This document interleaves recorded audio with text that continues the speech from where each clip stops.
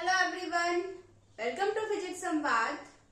आज का जो हमारा टॉपिक है वो है work done in rotating a magnet in a magnetic field and potential energy of a magnet. मतलब कि जब कोई आपका मैग्नेट जो है वो मैग्नेटिक फील्ड पर क्या करेगा, रोटेट करेगा, तो क्या वर्क डन होगा और उसके साथ साथ पोटेंशियल एनर्जी क्या होगी। ठीक है, तो लास्ट टॉपिक में हमने क्या पढ़ा था कि टॉर्क कैसे एक्ट करता है, ये पढ़ा था। ठीक, तो सपोज करिए हमने एक यूनिफॉर्म मैग्नेटिक फील्ड में एक बार मैग्नेट रखा हुआ है जो कि है एन और एस। ये आपका बार मैग्नेट है, ठीक है। और जो आपका मैग्नेट है वो एंगल थीटा से क्या होता है, रोटेट होता है। तो सपोज करिए यहाँ पे ये एंगल एन है और सॉरी ये एन पोल है आपका, ये नॉर्थ पोल है आपका, ये आपका साउथ पोल है। ठीक है, तो ये दोनों क्या है, जैसे आप इसे टर्न करेंगे तो इन दोनों पर इक्वल और ऑपोजिट फोर्स एक्ट कर रहा है। ठीक है, इन दोनों पर equal and opposite force act कर रहा है, जिसे आप क्या बोलेंगे, टॉर्क बोलेंगे, है ना। ये आपने लास्ट टॉपिक में पढ़ा था।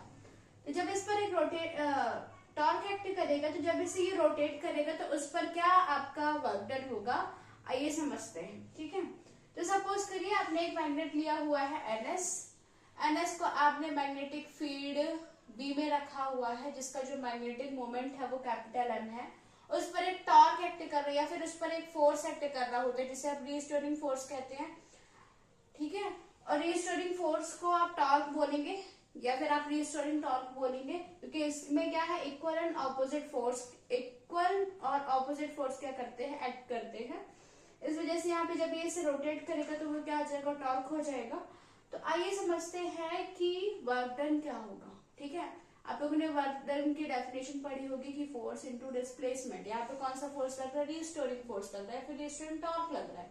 ठीक है, तो dw is equal to torque into d theta हो जाएगा, क्योंकि एंगल वहां पे क्या है, थीटा है। ठीक है, अब आपने पढ़ा था लास्ट टॉपिक में कि टाउ इज इक्वल टू होता है एफ बी साइन थीटा।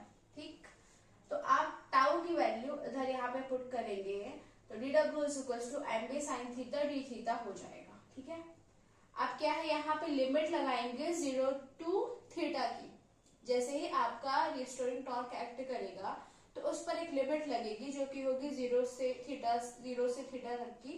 ठीक है, तो आइए लिमिट पुट करेंगे जब हम यहाँ पे, तो w is equal to d W हो जाएगा इंटीग्रेशन, और M P sine theta d theta limit हो जाएगी आपकी 0 to theta.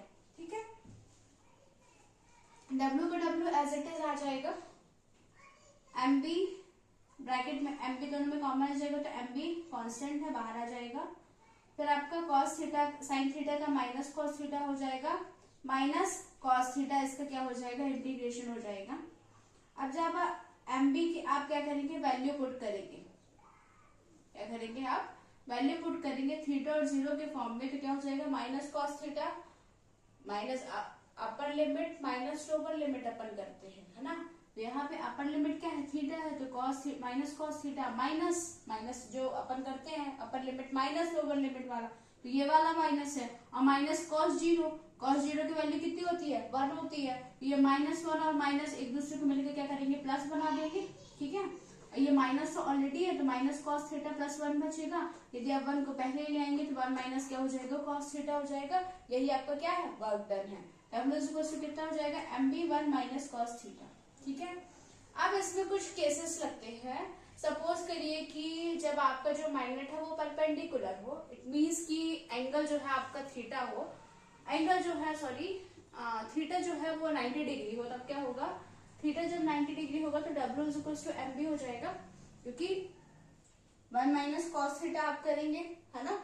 1 minus cos theta करेंगे तो 1 माइनस कॉस 90 की वैल्यू 0 होती है, तो 1 माइनस 0 करेंगे तो कितना आ जाएगा, W is equal to M B आ जाएगा। ठीक, और यदि आप theta is equal to 180 degree करते हैं तो एम बी 1 माइनस कॉस 180 की वैल्यू कितनी होती है, -1 होती है।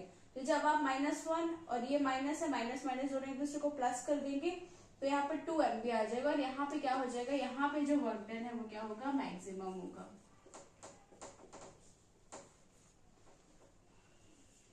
आई होप कि आपको समझ आया होगा। Thank you.